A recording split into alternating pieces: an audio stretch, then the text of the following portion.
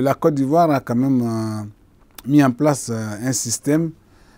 qui est que il y a l'encadrement qui est fait par l'Agence nationale de développement rural qui est la NADER. Il y a le financement qui est géré par le FIRCA, le Fonds interprofessionnel de la recherche et de l'encadrement agricole. Et puis il y a le CNRA. Le CNRA, nous avons pour mission de mener les activités de recherche, mais à la demande des producteurs, c'est-à-dire c'est une recherche pratique, une recherche adaptée aux besoins qui doit répondre. Les résultats doivent répondre aux besoins des producteurs. Si aujourd'hui les producteurs du coton nous disent bon voilà nos variétés ont quelques problèmes pour résister, notre rôle c'est de faire en sorte de trouver de nouvelles variétés qui puissent répondre aux exigences soit de l'industrie cotonnière, soit même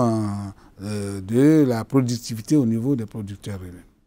Il y a quelques années, nous avons, en partenariat avec le Brésil, fait partie d'une espèce, enfin, quelques spécimens du tilapia, le poisson, qui a été travaillé là-bas et qui est revenu en Côte d'Ivoire et qui va bientôt, dans le CNRA,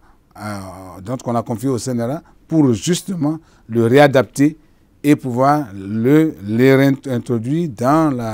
le développement de la pisciculture ivoirienne et donc pour résoudre les problèmes de protéines et donc de productivité en matière de poissons. Mais ça, c'est ça. Mais au niveau du coton,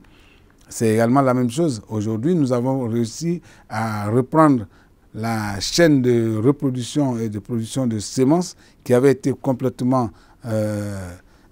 j'allais dire, dérangé par la crise, mais aujourd'hui, les choses sont parties. Vous parlez tantôt de l'ANACAD, mais aujourd'hui également, le CNRA est sollicité dans ce cadre-là et que nous sommes en train de travailler sur justement